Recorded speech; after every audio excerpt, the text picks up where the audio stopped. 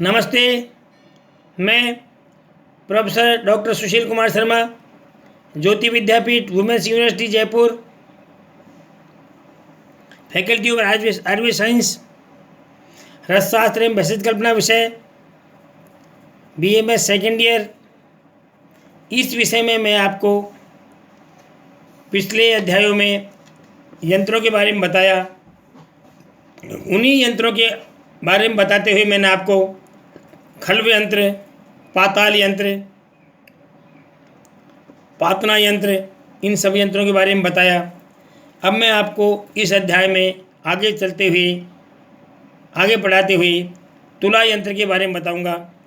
जैसे ही नाम से ही प्रकट है, तुला यंत्र यानी तोलने का यंत्र, तोल माप करने वाला यंत्र, मतलब औषधि की मात्रा कितनी होनी चाहिए उसको तोलने वाला यंत्र, उसको तुला यंत्र कहते हैं। इसके बिना कोई भी रस कार्य अधूरा है, इसलिए रसशास्त्र में तुला यंत्र का भी बहुत अत्यधिक महत्व है। ये कैसा होना चाहिए इसके बारे में शास्त्रों में वर्णन जो है उसके बारे में आपको बताने जा रहा हूँ।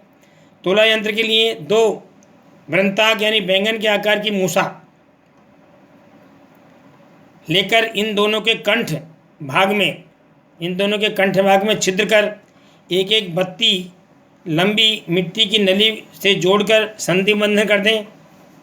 एक मूसा में गंधक चूर्ण और दूसरे में पारद रखकर ऊपर से ढक्कन से बंद कर संधि बंधन कर लें। इसे तुला यंत्र कहते हैं क्योंकि आकृति से यह तुला जैसा प्रतीत होता है। अब इसे बालुका यंत्र में रखकर बालुका से भरकर अग्नि दें। इसका उपयोग गंधक जालने के लिए किया जाता है। इसलिए इसको तुला यंत्र कहते हैं।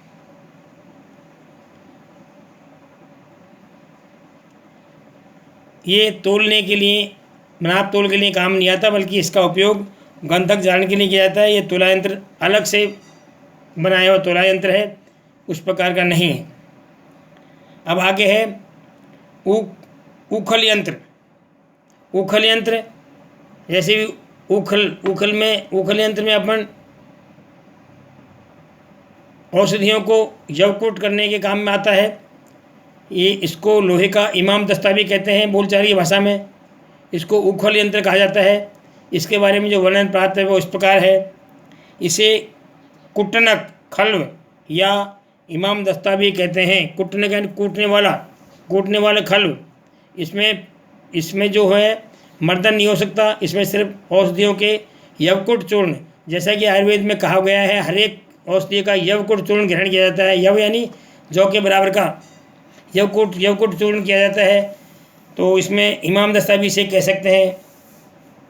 यह 16 अंगुल ऊंचा कैसा होना चाहिए? 16 अंगुल ऊंचा, 16 अंगुल ऊंचा, 10 अंगुल विस्तृत व्यास वाला और 13 अंगुल गहरा, आभ्यंतर भाग चिकना तथा मजबूत लोहे से निर्मित होना चाहिए।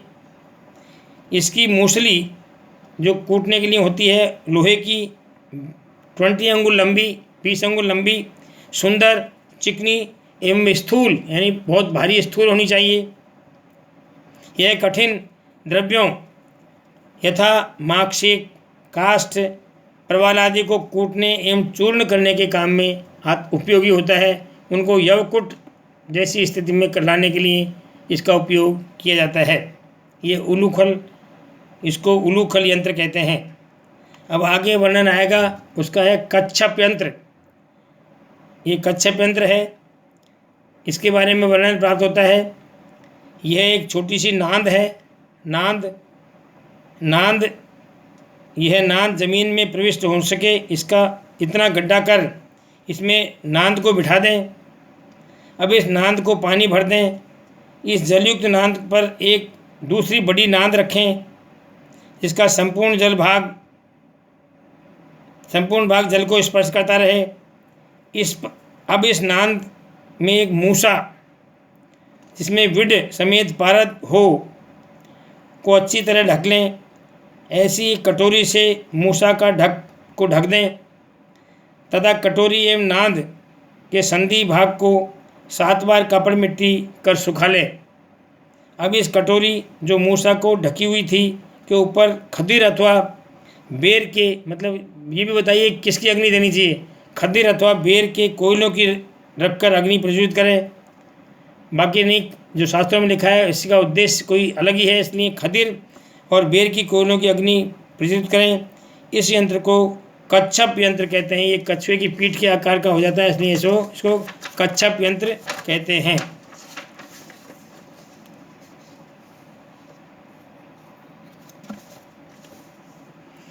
इसमें स्वेदित एवं मर्दित पारद का विड के साथ जारण होता है। इस कच्छप यंत्र में स्वेदित यानी स्वेदन करने के बाद और मर्दन करने के बाद मर्दित पारद का विड के साथ जारण होता है। विड यानी नमक।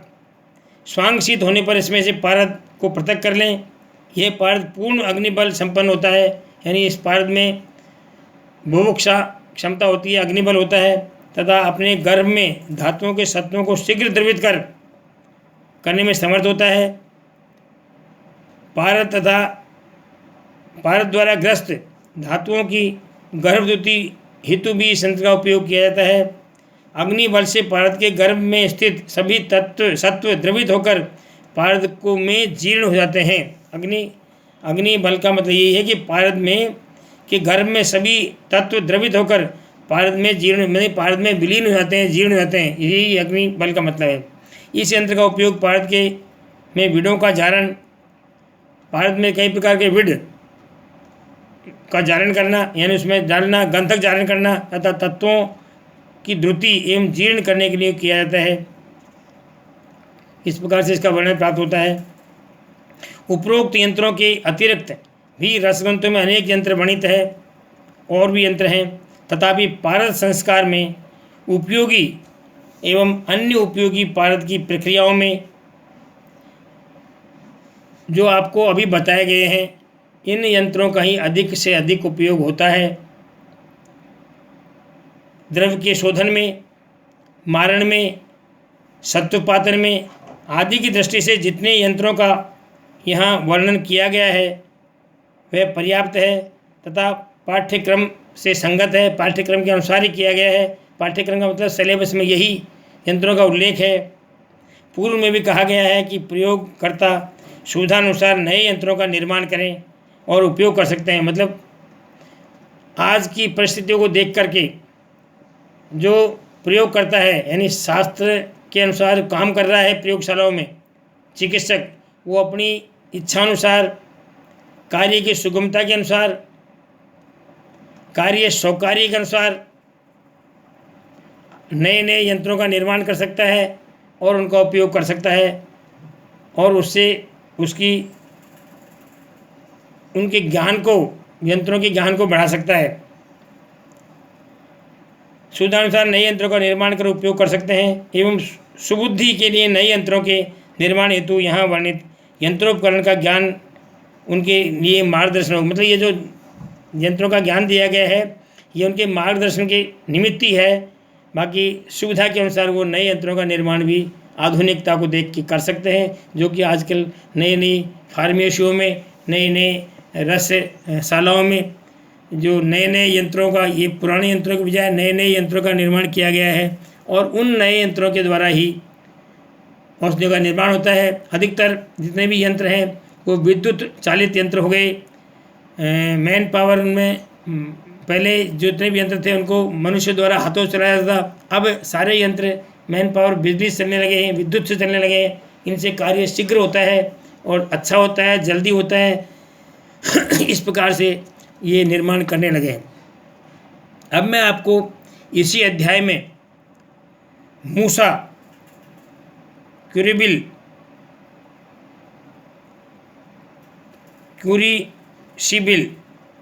क्यूरिसिबिल जिसे कहते हैं इंग्लिश में, उसके बारे में वर्णन करने जा रहा हूँ। मूसा का नाम आपने प्रत्येक बार सुना। इसका कैसे निर्माण करते हैं, कैसी होती है, इसका बारे में बता रहा हूँ आपको। मूसा आपको द्रुति करने में का उपयोग ली जाती है। मूसा अत्यधिक अग्नि को सहन करने में समर्थ होती है। इसके बारे में आपको कुछ बताने जा रहा हूँ, उसको ज़रा ध्यान से सुनें। सबसे पहले मैं आपको मूसा के संबंध में एक दो श्लोक सुनाना चाहता हूँ, वो सुनिए। मुष्णति दोषान मूषयान सा मूषति निगद्यते। रसरत्न समुच्चय का श्लोक है। मुष्णति दोषान मूषयान सा मूषेति निगद्यते। दूसरा है मूसा ही कौंचिका प्रोक्ता कुमुदी करवाहिका। ये इसके पर्याय बता रहे हैं। मूसा ही कौंचिका क्रौंचिका प्रोक्ता कुमुदी करहाटिका पाचनी वह्निमित्रा च रसवादिनी रीयते। ये इसके पर्याय हैं। रस रत्न समुच्चय का ये है, ये इसके पर्याय कहे गए हैं। आगे है उपादानम भवेस्तस्य मृत्तिका लोहो मेच। ये किससे बनाई जाती है, इसके लिए लिखा है कि इसको उपादान क्या है, किन से बनाई जाती है। उसके लिए लिखा है कि मृत्तिका लोहो मेच, मिट्टी और लोहो से बनाई जाती है। ये भी रस समुच्चय का श्लोक है। इन तीनों को आप मूसा के बारे में याद रखें, पढ़ें। अब मूसा के बारे में आपको बताने जा रहा हूँ। रसशास्त्र की प्रक्रियाओं में विभिन्न प्रकार के मृदु, मध्य और तीव्र अग्नि का बड़ा महत्व होता है। मतलब रसशास्त्र में सबसे पहले मृदु, मध्य और तीव्र अग्नि, इस प्रकार से कई बार इसका वर्णन आता है। इन तीनों का बहुत महत्व है। अगर शास्त्रों में लिखा है और आपने मान लो तीव्र अग्नि दी है तो उसका पाक ढंग से नहीं होगा। शास्त्रों में जिस प्रकार लिखा है कि पहले मृदु, मध्य और तीव्र अग्नि दें, तो उसी प्रकार की अग्नि देने से ही जो निर्माण प्रक्रिया है वो संपन्न होती है। इसलिए जो शास्त्रों के अनुसार मृदु, मध्य और तीव्र अग्नि का बड़ा ही महत्व है। अग्नि में पक्व होकर ही द्रव्य में अपेक्षित स्वरूप एवं गुणों की प्राप्ति होती है। मतलब अग्नि में तप्त होकर, अग्नि में पककर ही, अग्नि में तप्त होने का मतलब अग्नि में पकने के बाद ही द्रव्यों में जो अपेक्षित गुण है, अपेक्षित उनके मतलब जो उनसे गुणों की अपेक्षा की जाती है, अपेक्षित गुण यानी वांछित गुण और स्वरूप तभी मिलता है जब अग्नि में पक जाते हैं। और पकने में पकने की प्रक्रिया भी तभी होगी जब आप उसको मंद, मध्य, तीव्र अग्नि देंगे। द्रव्यों का सीधा अग्नि में न रखकर, मतलब द्रव्यों को कोई पाक करते हैं तो सीधा द्रव्य अग्नि में नहीं रखते हैं, अग्नि में रखेंगे जल जाएगा वो। द्रव्यों को सीधा अग्नि में न रखकर किसी पात्र विशेष में रखकर फिर अग्नि प्रदान करना। द्रव्यों को सीधा अग्नि में नहीं रखकर किसी पात्र विशेष में रखकर फिर अग्नि प्रदान करना, जिससे द्रव्य में किसी अन्य अपद्रव्यों का मिश्रण न हो, साथ ही पात्र अग्नि को सहन करने योग्य हो, अर्थात तीव्र से तीव्र अग्नि में भी वह विकृत न हो। ऐसे पात्र विशेष को मूसा नाम से कहा गया है। कैसे पात्र विशेष को?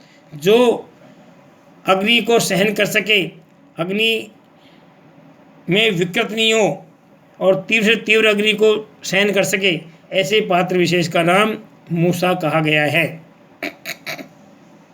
मूसा की निरुक्ति में कहा गया है, जो अवांछित दोषों को दूर करती है अथवा नष्ट करती है, उस यंत्र विशेष को मूसा कहते हैं।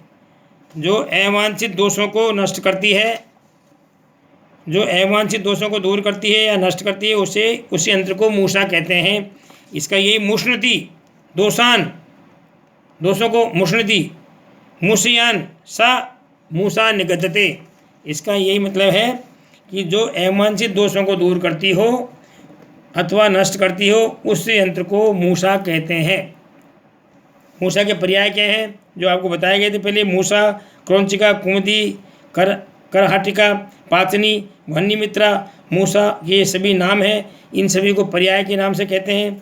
मूसा दोष हारकता